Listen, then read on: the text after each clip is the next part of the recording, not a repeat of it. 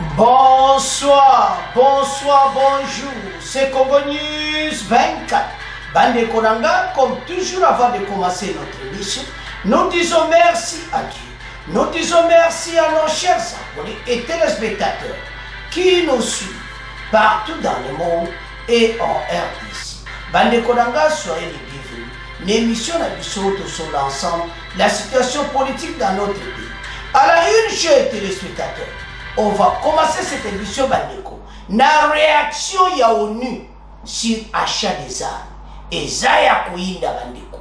Alors, à la une de réaction de l'ONU sur l'achat des armes par la EDC, Bokoyoka, officier ya ONU, Jean-Michel, Bandeko Baseba Yoki Sango, et EDC à ce armes na Russie.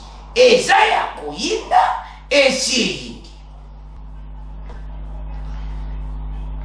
Deuxième point, chers téléspectateurs, OESASOM, recrutement forcé des Congolais par RDF, l'armée rwandaise et M23 à Bunagana et en Ouganda, na place où les Congolais qui refuge.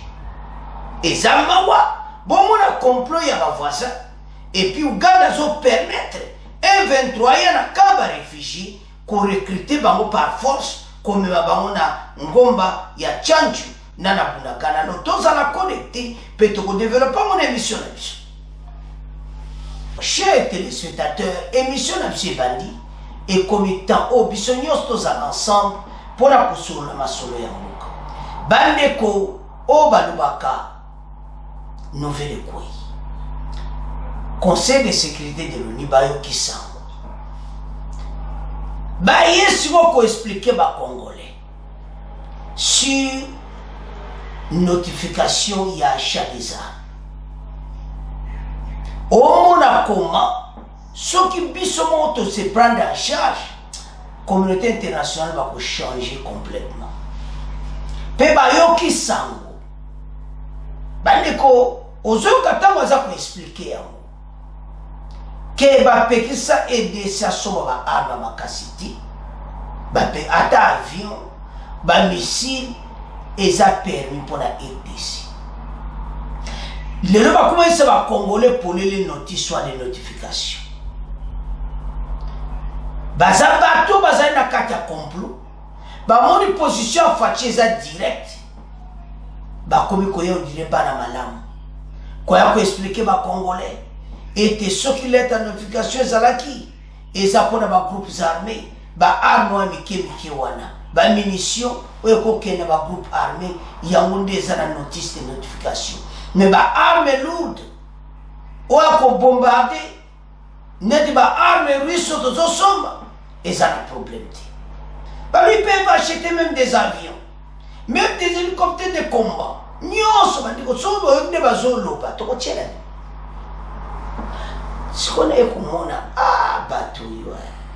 C'est parce que tu comprends pas. Que les Occidentaux na complice na bango ONU batalaka nani aza en tête ya mboka. Est-ce que ça na posa mboka mutu? Soki ba moni moyen ezati ba moni pena ke oui o pena ni mboka na ye. Baza na chante ba ko replier.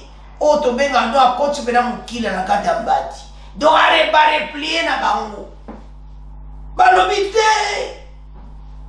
ede se kutazane asoma ne ba arme tala boko sabiso oui toko somba mais ambassadeur ya Russie a se expliquer biso nyonso bande bona na émission passée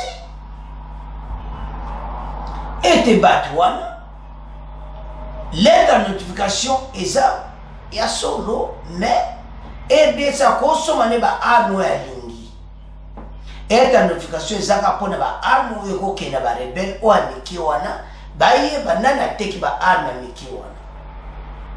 Alors na pona sikoyo ambassadeur Russie ba congolais ba konzi na biso clairement et au moni l'aide à notification wana ba pays wana nyonso ba kotekela bino ba arme te bandiko bolanda très bien là où est pas tozoya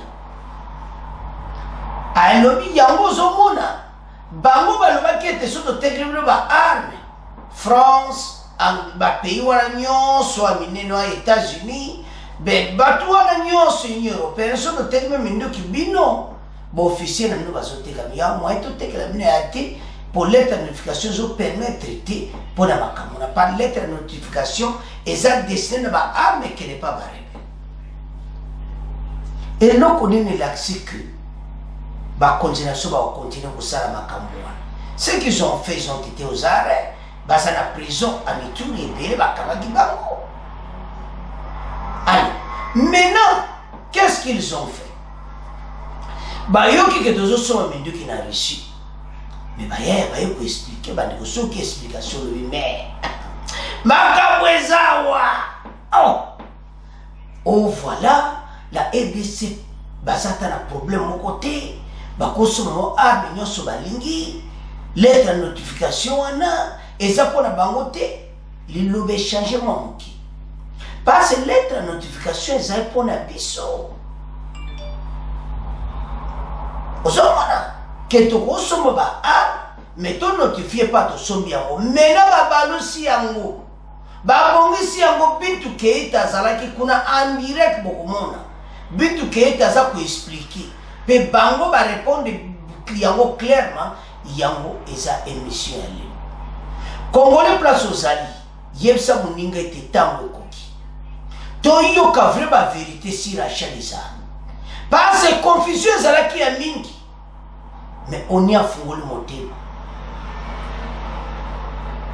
donc changer moment moki si je comprends bien na ndenge na bango parce que biso yebi ke balobaki ke tokosomba baarme mais avec une notification et maintenant balobi ke eza baarme nyonso te notification ezalaka mpo baarme ya mike wana ekokende na groupe armé mais bahélicoptère baavion de chasse oh Satan 2 bapomba minene wana biso tokosomba na Russie eza na mona problème te eza ya koyinda esi eyindi botala bato ntango toyebisa bino chef tala tozala bomoko soki bamoni biso toza na position mone union sacrée basangane ensemble pour l'intérêt de la nation bamindele basuki faci pena bango nyonso pour le moment baza na problème voisin na bango oyo abendaka baplaza 2 au mire pour le moment azoyeba eloko ya kosala te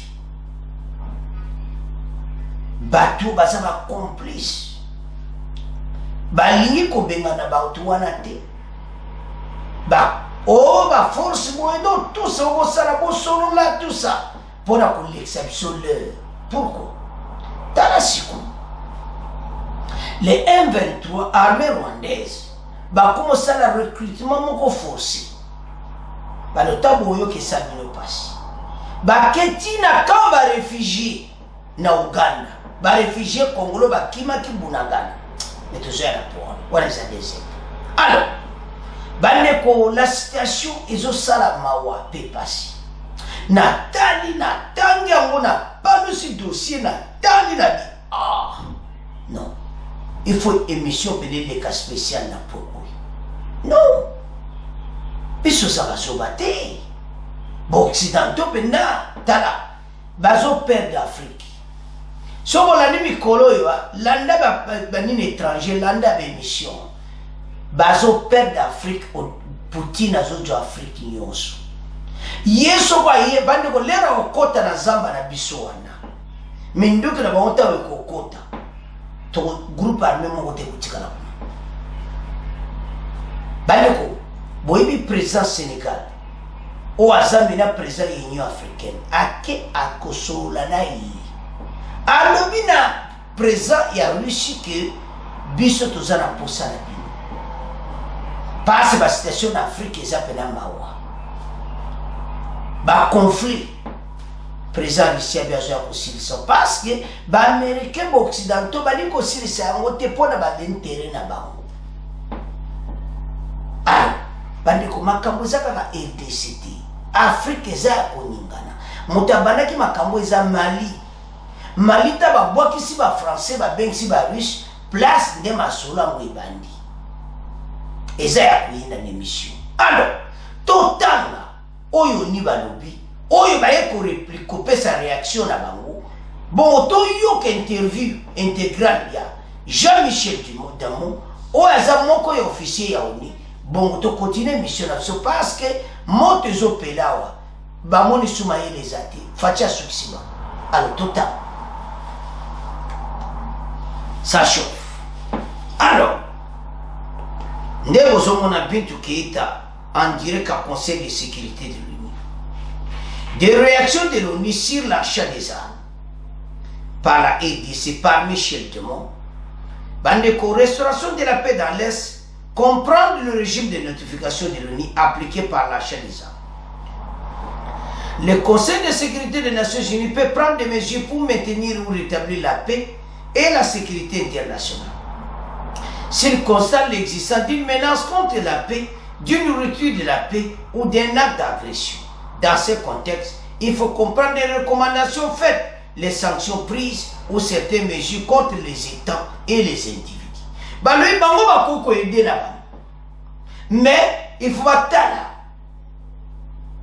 Na ba recommandation na ba sanction oyo ba pesa parce que des na ba sanction na leur ex-président Joseph Kabila. L'on évoque principalement le régime de sanctions de l'ONU. Il est question plus précisément dans ces dossiers du régime qui consiste à un embargo sur les armes à l'encontre des groupes armés actifs dans les pays listés comme étant en conflit. Ce régime prévoit également des sanctions individuelles envers des personnes qui compromettent la paix, la stabilité et la sécurité. Et la RDC dont la paix est menacée par les groupes armés locaux et étrangers est soumise à ces régimes de sanctions qui visent non pas le gouvernement mais les groupes armés. Les sanctions et ça non pas le gouvernement et ça pas les groupes armés et ça sont morts avant ce parce que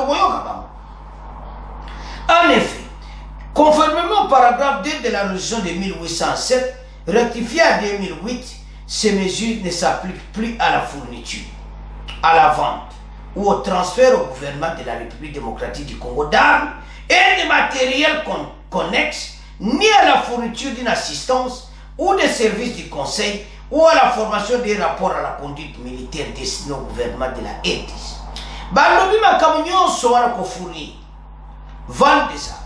O nyonso abi RDC azai sous concerné na makambo wana ti. Balongoli biso na makambo wana. Bande ko za somo. O balobaka esi eyindi eza ya koyinda na mission. Le Conseil de sécurité peut prendre des mesures pour maintenir ou rétablir la paix et la sécurité internationale. En vertu du chapitre 7 de la Charte des Nations Unies, en effet, les sanctions du Conseil de sécurité prennent diverses comme visent différents objectifs. Elles vont des sanctions économiques et commerciales à des mesures plus ciblées telles que des embargos sur les armes. Ces mesures permettent de maintenir ou rétablir la paix et la sécurité internationale de manière la plus efficace, tout en précisant que la RDC n'est plus concernée par quiconque d'embargo sur les armes, mais plutôt au régime de notification, précise Michel Dumont, officier des affaires politiques de la MONUSCO. Officier des affaires politiques à MONUSCO, Dumont Yewanande a sali interview. Bande Otolandi. Et ça clair. Et le régime à notification est sué par la bisoté. Et comme étant le gouvernement a réagi et tes sous la bisoté. Bande Kozo Salamawa. Mboka oyo RDC mboka na biso. Comment makamba régime ya oni oyo ezotungisa mboka na biso. Mais ça passe. Mais tu es bête. Bintou Keïta nde bozomona wana. Aza direct à sécurité de l'ONU. Alors, oba lobaki yindi. Botala. Alors, bande konangai. Oba lobaka moto peli. Ndenge bazawana mayele na bango sili. Ba occidentaux basuki. Alors, sans plus tarder, toyoka biso nyonso. Ndenge nini makambango zolekana ya notification. Achat des armes, parce que si bayoki sauto so ba arme na Moscou, tolanda ONU par Michel Dumont, bon to continuer mission na biso. Jean-Michel Dumont, bonjour. Bonjour. D'entrée de jeu, c'est quoi la différence entre un embargo et un régime de notification? Un embargo, c'est l'interdiction de fournir, un embargo sur les armes, c'est une interdiction de fournir des armes, et une notification, c'est une demande qui est faite par le Conseil de sécurité aux pays qui fournissent des armes de notifier, donc de faire connaître qu'il y a une fourniture d'armes et de fournir les détails sur cette fourniture, de telle manière qu'on puisse éventuellement, si ces armes se retrouvent entre des mains à qui elles n'étaient pas destinées, qu'on puisse tracer comment ces armes sont parvenues, par exemple, dans les mains d'un groupe armé. Alors, combien de résolutions y a-t-il eu en République démocratique du Congo sur la question des armes et de l'embargo? Et quelle est la démarcation par rapport à l'actuelle résolution qui est la résolution 2641? Il y a eu la première résolution concernant un embargo sur les armes à l'égard à la destination de la RDC a été adoptée par le Conseil de sécurité en 2003. Et depuis lors, il y en a eu une vingtaine. Et c'est quoi la démarcation par rapport à l'actuelle résolution? Ou en d'autres termes, c'est quoi la différence entre ces anciennes résolutions et la résolution actuelle dont on parle? Excellente question. En fait, il y avait au départ, en 2003, une résolution qui prévoyait un embargo sur les armes à destination de la RDC et qui, plus loin dans le texte, disait qu'il y avait des exceptions à cet embargo qui étaient les fournitures destinées aux forces intégrées de l'armée, les FARDC, qui étaient en train de se constituer en 2003, et de la police nationale congolaise, ainsi que les fournitures destinées aux forces des Nations Unies. Ensuite, en 2008, parce qu'il y avait une confusion, et un certain nombre de gens pensaient que l'armée ne pouvait pas se fournir en armes. On a changé l'architecture de cette résolution et après un paragraphe introductif, le paragraphe 2 expliquait que l'embargo sur les armes ne concernait pas les forces régulières, donc l'armée et la police de la RDC. Si nous comprenons bien, l'embargo de 2003 jusqu'en 2008 concernait la RDC directement. Et la différence avec les régimes, s'il faut dire la résolution actuelle, c'est que la résolution concerne les vendeurs des armes. C'est ça. Auprès de la RDC. C'est ça. En fait, cette résolution, maintenant, si on regarde le texte de cette résolution, on ne trouvera nulle part le mot embargo, ni le mot sanction d'ailleurs. Il y a juste 2 fois le mot notification, et il est demandé aux fournisseurs d'armes de notifier au Conseil de sécurité que telles ou telles armes ont été fournies aux forces régulières du gouvernement de la RDC. Et le nombre de types d'armes qui sont concernées a été réduit dans la dernière résolution. Donc maintenant, il ne s'agit plus que d'armes légères en fait. Donc si le gouvernement achète des chars ou des avions ou des bateaux, etc., les fournisseurs ne doivent pas notifier. C'est simplement s'il s'agit d'armes légères et de petit calibre et des munitions. Qu'est-ce qui justifie, selon vous, l'embargo de 2003 donc jusqu'en 2008, alors que pour le moment, cet embargo n'existait plus? Pourquoi seulement cette période-là qui avait l'embargo? À l'époque déjà, l'embargo ne concernait pas les forces régulières. Mais ça n'était pas très clair dans la résolution. Mais il faut dire aussi que des résolutions de ce genre, il en a existé et il en existe encore pour un certain nombre d'autres pays. La RDC n'est pas du tout dans le seul pays à être dans le cas. Par exemple, il y en a eu, et c'était de véritables embargos, pour l'Angola, pour le Libéria, pour le Sierra Leone, pour la Côte d'Ivoire pendant une petite période, pour la Somalie, pour le Soudan du Sud. Et ces résolutions, qui ont été bien appliquées, ont permis d'arriver à en finir avec les conflits dans ces pays-là. Donc c'est quelque chose qui est en principe efficace. Actuellement, il y a encore la RDC qui est concernée par une résolution qui est issue de ce type de texte, même si on est loin maintenant, puisqu'on l'a expliqué précédemment. Mais il y a encore la Libye et la République centrafricaine. Et la République centrafricaine, depuis la dernière résolution qui la concerne, est dans un régime qui ressemble à celui de la RDC, donc avec seulement une obligation de notification. Alors, dites-nous, y a-t-il un embargo sur les armes que voudrait acquérir la RDC? Il n'y a pas d'embargo sur les armes que voudrait acquérir la RDC. La RDC peut acheter toutes les armes qu'elle veut, du moment que, évidemment, ce sont des armes qui sont destinées aux forces régulières. Et pourquoi cette demande de notification des ventes d'armes à la République démocratique du Congo? Bon, le fait est qu'un certain nombre d'armes se retrouvent entre les mains de groupes armés. Et c'est une des raisons de la persistance des conflits qu'on constate notamment malheureusement à l'est de la RDC depuis tant d'années. Et ce que le Conseil de sécurité souhaite, c'est qu'on en finisse et qu'on puisse empêcher toute fourniture d'armes à ces groupes. À partir de ce moment-là, ils auront difficile à se battre contre les FRDC. Et la circulation des armes, comme vous venez de le dire, surtout légères dans un espace comme l'Est du pays, en des termes clairs, quel danger que cela représente pour les populations locales?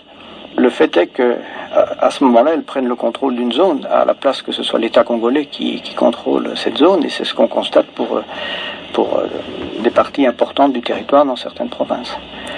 Alors, sur la résolution, parce que c'est un aspect que vous n'avez pas abordé. Alors, chers téléspectateurs, tolandi biso nyonso botala bakongolais totelema tolandi biso nyonso soko olandi interview oyo olandi oyo balobaka kala omonaki ya une petite différence. Maintenant la lettre de notification ezaka soki tozosomba baarme ya mike parce bayeki baarme aneki okende na bakusa. Mais auparavant, EDC peut acheter des armes, mais lettre, il y a notification. Vous savez, moi, ma caméra est claire. Mais l'autre, ça va Congolais les années. Et comme un moment où biso tellement pour n'importe les chefs de l'État, c'est l'activement opposition à EDC. Tous en position moteur, corrompu, naïf. Oyo tozala position mon côté na PPD et au gouvernement oueleka parce que l'air na bango ba sala ba siera ba koda ba M23 tout ça ba moni position facie ya différent to sien ba koda ba tout to dégager ba to benga na ba et ça ça qui na besoin ba arme mais façon de ba memela ki makamba na conseil de sécurité de l'ONU et ça qui mon boulot.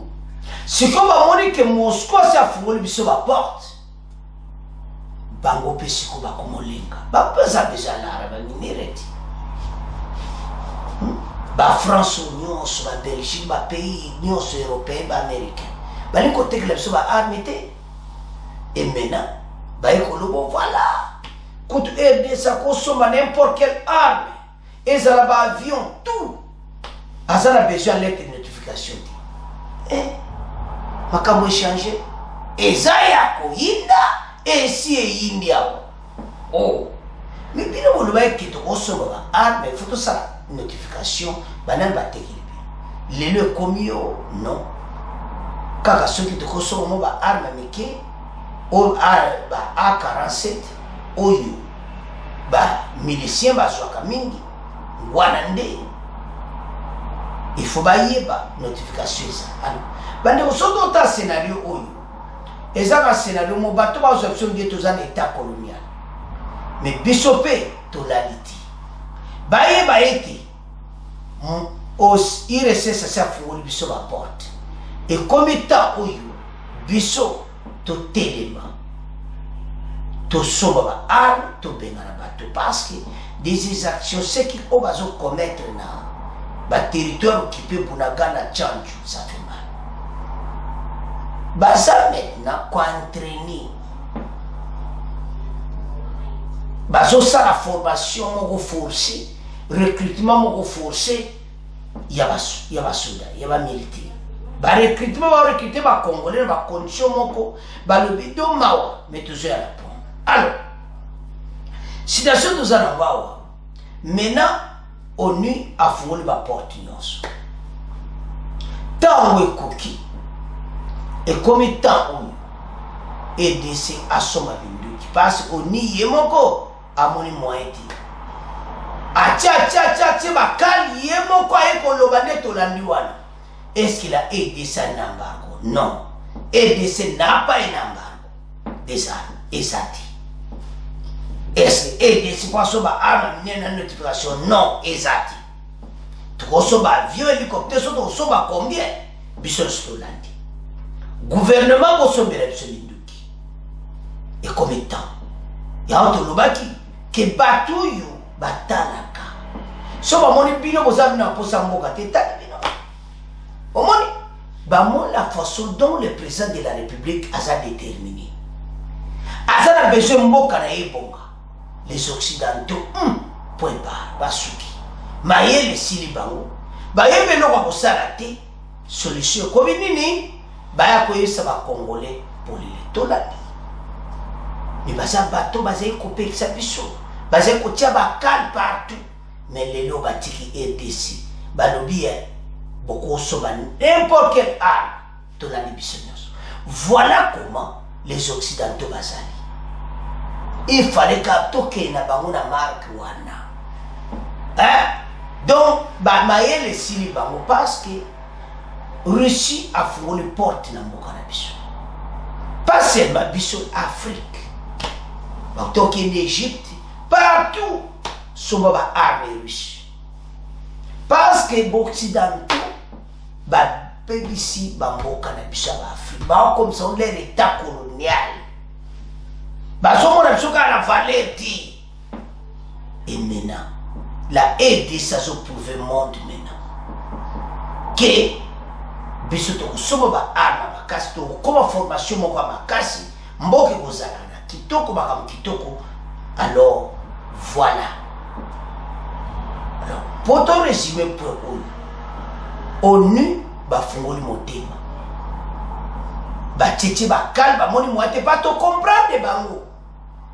Bamoni pe to ko pe ko bengana bango na mboka na biso to sido lembi bango parce que bazaba nani bato basala bako alors bande ko nangai c'est à ce point to ko clôturer point ya ONU to ko kena deuxième point oyo zo salama na bunagana la frontière ougandaise pe o bazo sa recrutement forcé yebisa baninga soki nano za yebisa baninga déjà que deuxième point za somo na Facebook bakota partout potango toyoka makambo yindi na mboka na biso.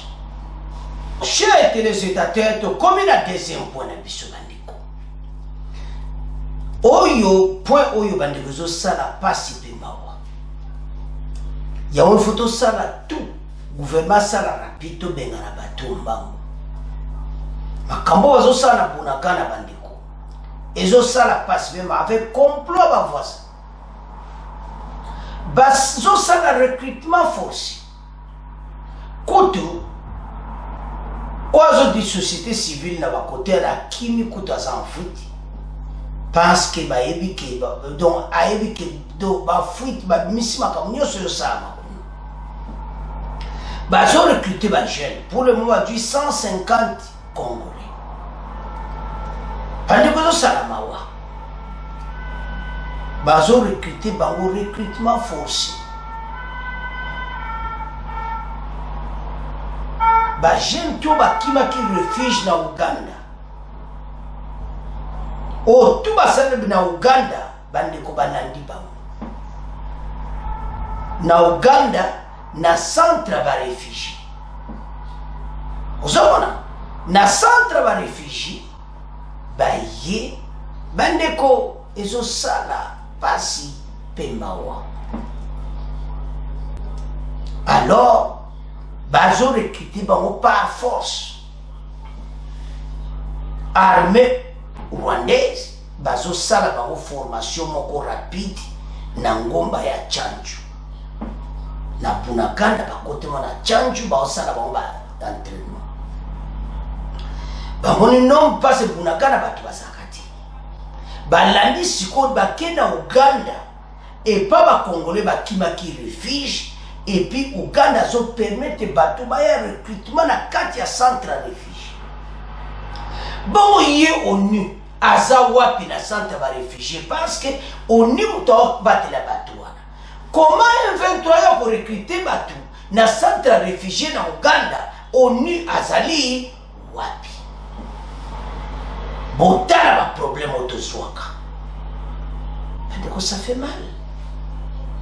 ba voisin baza ba complice moko ya kosakana te oni lelo ata alobi nde toyoka wana oyo eza bapreuve ke balingi mboka na biso te. Comment bamercenaire oyo baterroriste oyo bo bazoboma bato baya tina centre ya baréfugie en Uganda, recruter des Congolais pour bakoma kozala basoda ya M23 armée rwandaise. Pour baloba ki voilà tala eza ba Congolais bona non. Il est temps. Sikoyo au moins complot na bomba umisi ba makambo nyonso. Bali ko condamner au Rwanda ouvertement ti tala sikoyo M23 azosala ba recrutement moko forcé. Mais toujours regretté. Parce que guerre ils ont éclaté kalaté. Ba jeune Congolais ba recruté par force ba kokufa ba kotia ba en front, en ligne de front. Et comme qu'on singa vraiment que ba jeune nyonso oyo ba recruté et comme temps contre-attaque salama na ba jeune wana pe batika na mo ba jeune wana balingi na ba moteza force vous avez des actions qu'on va commettre et ça va casser tant en plus ces gens bazo mela wana et zo salama bazo qui veut ba localité nyonso aux alentours à Bunagana Tchanjuru noni tout ça et puis qu'est-ce qu'ils ont fait bazana ba armée bazo sans entraînement bazo simba ba bâton pourquoi la pesi ba jena ba bâton ndeko beta munduki o simba ba bâton parce que bazana minduki ti parce que bazana problème pe même y bango moko do nde bazana problème chez alors maintenant ba jeune congolais ba rwandais baza ko entraîner ba pourquoi ils ont entraîné mon banziti et ça façon moko ba yebiki ba opesa ba minduki mais ba limite ba sa ba yebite o nana za nana zotala nana zo mona mon situation ma yela bato mais elezo salama ba soki zo ba na Uganda place ba congolais ba kima ki refuge totanga bon to continuer mission na biso ba ndeko zo salama recrutement forcé des Congolais par EDF M23 à Bunagana et à Uganda. Bandeko Ezo Salamawa. Plus de 2 mois après la prise de Bunagana ainsi que de nombreuses localités, les M23 se consolident et renforcent l'effectif de ces combattants dans les territoires de Rutshuru, dans l'est de la RDC. La rébellion procède à des recrutements de jeunes en Ouganda et dans des villages conquis du Nord Kivu pour subir une formation accélérée sur la colline stratégique de Tchanjou ont confirmé des sources crédibles. Du Bango, recrutement forcé, même en Ngomba na Tchanjou, boyebe pas bazalaka liboso. Kune pas bas va recruter bon en Ouganda, dans un village one. Avançons. Les M23 ont recruté par force ces dernières semaines un nombre important de jeunes qui se sont soumis à une formation à Tchanjou, l'une des collines situées à cheval entre la RDC, le Rwanda et l'Ouganda. Le recrutement se fait notamment par des arrestations, intimidations, kidnapping. Il y a ceux qui ont été pris dans les villages qui les M23 contrôlent, ils les intimident, les jeunes les arrêtent, puis les amènent en formation à Tchanjou. À un responsable local qui préfère ne pas être cité. Le site de formation n'est pas choisi au hasard. C'est dans cette colline de Tchanjou que les M23 a lancé l'offensive en 2021. La ruse de guerre. La plupart des recrues sont trompés, indiquent les mêmes sources. Et ce qui est arrivé, il y a plus de 2 semaines à une quarantaine de réfugiés congolais dans un camp en Ouganda. Bakena camp en Ouganda. Bareki Congolais na kata camp en Ouganda. Bareki très bien. Il y a des Congolais qui sont embarqués. 40 personnes. Ils ont promis du travail. C'était complicité avec les Ougandais. C'était une complicité avec les Ougandais. Alors, président Ouganda, il y a un dossier à répondre et pas fatigué. Donc, Mawatou, ces sujets trompés se sont trouvés en formation militaire à Tchandjou, a expliqué toujours sur anonymat ses responsables. Une promotion des recrues et une sorte récemment des centres de formation. Il y a eu une semaine plus de 150 jeunes se sont sortis de la formation. Ils ont été visibles dans le premier temps avec des bâtons en main en attendant les armes. Pesimo banzete na maboko tango bazozela ba arme ba jeune wana bakangi bango na kamba réfugié en Uganda et puis présent ougandais atiki ba jeune wana bazwa bango na makasi une quarantaine ba eko twa bango na ba réfugié na ka réfugié ba memi bango par force na Tchandjou mais on y azali wapi 40 jeunes oyo bakangi bazwi bango na ka réfugié na Uganda précisément à Nyakabandi. Bande ko Nyakabanda na Uganda place bakimaki nzambe na ngai EDC o nzamba kosunga baena kamba réfugié weso voilà monsieur bozala musala bakopesa bino musala bozala kamba réfugié et puis bazo mona bien armée rwandaise bazo ya ko recruter bato bande ko ça la passe alors et ça va recrutement mon mawato bayebisi mo ba bâton au lieu ba arme bazala ba arme ba peso ba nzete.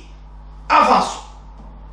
Ces allégations sont confirmées par le chef du groupement de Djomba, Gertson Kachuki, actuellement en fuite.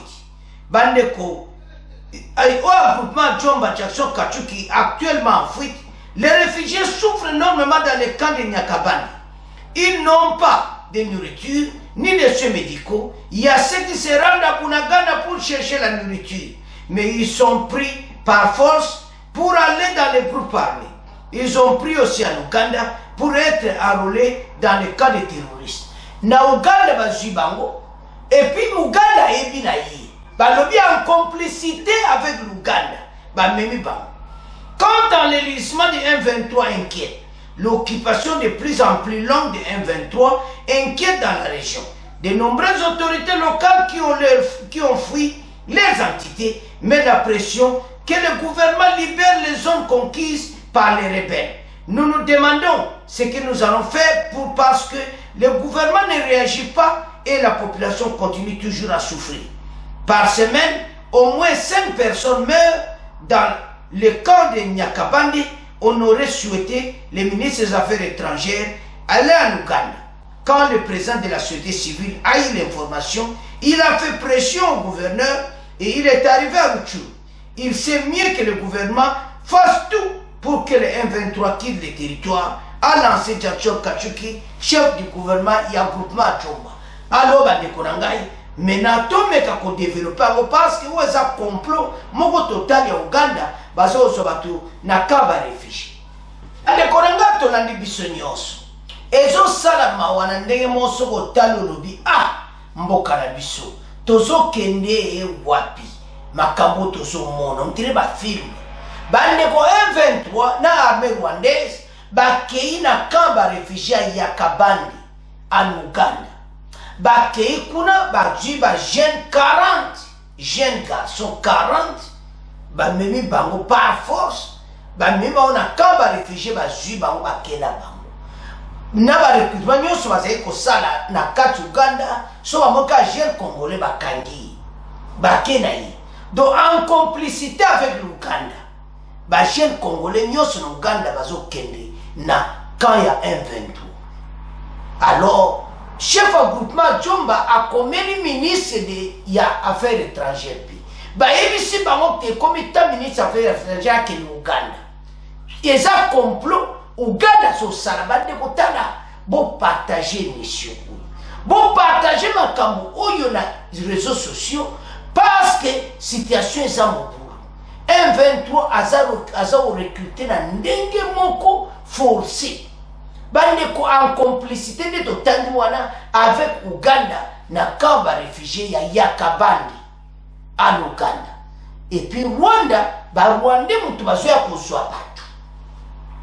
Ba yeba komi na kamba réfugié mais ya oni wana azali wapi botala baye pe bakoti badui 40 personnes bakena ba alors chef à groupement azonga oyo kapuki ya kimi moyen te alors a pesi message que moyen te awa ba recrutement moko forcé et puis babali ba entraînement na bango basibi ba nzeti parce que bazozela ba arme na bango oyo ezoya botala makambo ezoleka bande ko situation est grave donc bango bazo se consolider bazo se préparer bazo battre effectif 150 ajiwana azo bango le wapi mais lo zo sala passer sani l'Ouganda a sa complice.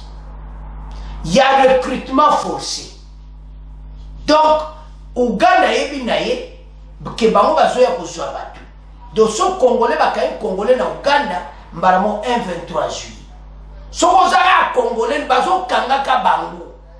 Biso na kamba réfugié. Donc, zo mona ki ezo sala pasi pe bango. Bande ko to telema pona mboka. Gouvernement soba mindu kito benga na bato bazoya konyoko la peuple congolais. Ba Rwandais botonde belé na RDC. Botala bande ko na mino bakamba zo sala ba congolais. Après ceux qui to banko tia mino mutu bolobi voilà botonde belé ba Rwandais na RDC. Bozo loba nini. Les Rwandais yo bazara RDC ba fandi bouche bée. Bazo loba te. Moko d'accord vous parole voilà makambo mboka so ba osala les amabe parce que bango zo sepela va na etis mais tala bazo sala bisokola bo kene bino nyoso en tout cas batu non alors bandeko maintenant il est temps gouvernement s'est préparé à bengana batu parce que tout ça a problème sérieux recrutement zo sala mande en mukete bango ba yebete bazawa na momentanément bako bengana bango kalati alors bazo sala recrutement moko rapide pour ba consolider côté wana nombre bakisa mais FARDC to ebete gouvernement zo se préparer mais ba sala un peu rapide parce que tant zo le kamingi entre temps bando ki a Congo yo baza ko se consolider na ngoba chanju runoni bazo sala bango ba entraînement balobi bien que ba osala na ba nzeti parce que ba arme na no bakomona makambo kalate toko benga na bango benela kata samba kuna bango tu bakopakata mbango kosakana te o balobekeza ya kuinda esi eyindi na kata parce que tangu ba misilo tokozwa bande otola dionia parce que ne bazawana taba occidentaux mayele sili bango bamoni pena ki mission oyo tozomene eza po tosilisa makambo oyo tosilisa makambo oyo baza suna kati ya sol congolais ba quitter bango parce que trop c'est trop bandeko toko batela bato chi tande ba komisi mboka na biso tande ba tie désordre na mboka na biso et comme état to banga to benga na bango alors ba congolais botala problème to ça nango to partager ba Rwandais bazo kende na Uganda ko recruter ba congolais par force. Alors, balobi bien on est tout avec complicité des Ougandais. To armée ougandaise, ça va complice. Parce que l'armée ougandaise va zo ba congolais ba recruter bango. Pour ba laksa ke M23 zaka ba congolais. Ah nzambe na ngai. Mokilo yo. O ba voisin ba zo sala complet pas fachi. O ba kamba zo sala biso ba kofuta. Bande ko ba voisin ba za ba tumabe. Ba za ba tumoko na ba okopeza nsuti. Ndenge zabati aka mira mobimba mire pene vandi et bloqué bateau nyonso to bengani bango to sur la place na bango parce que trop to lendi. Chers téléspectateurs, ezamawa soko tali complot ezo salama moko ezo sala pasi na motema bateau yo basangani basali kitana bango baza kosunga M23 Uganda na Rwanda baza benemi na biso balingi biso te yango eza clair bande ko bo partager yango parce que so nazotala makambo boleri mo ezosala pasi na motema bato bavoisin toza na bango balingi biso likola richesse na biso motema mabe alors ekoma etaba ndeko bato oyo biso tobenga na bango bato oyo bazwa pene oyokaka dégage parce que trop te tout alors bandeko bakongolais tozala bomoko parce que soki toza bomoko bato baokoka biso te lelo bazokoka biso c'est parce que tozali un peu difficile oyo kokuna yo mokoni vraiment biso tokozala uni tozala bitumba na es entre biso tozobomana entre biso bamosusu baninga bakomaka président na 2023 mais tobengana nano banguna totika na makambo ya élection kowela mboka ezokipe mais bino bozowela kaba élection ya 2023 tala basituation toza nango monguna akoteli biso na ndenge moko en profondeur alors il est temps biso nyonso totelema tobengana bato oyo mboka ekoma libéré parce que trop c'est trop alors gouvernement tolandi wana bapeuple balobi clairement balobi ete ke bakonzi na biso basala nyonso barapide parce que déjà mikolo eleki ebele tobengana bato na territoire na biso tobosana baforce régionale tobosana baforce wana nyonso tose concentre na FARDC topesa baarme makasi ale tolancer offensive ya en grande envergure tobengana le 1-23 de Bunagana alors bandeko nanga bokontinue kopartage bemission l'air nyonso c'est à ce point comment clôturer mission na biso bon s'abonner massivement ndeko ozotala nano s'abonner te vraiment s'abonner to comme na fait mission na biso merci de vos commentaires au revoir à la prochaine.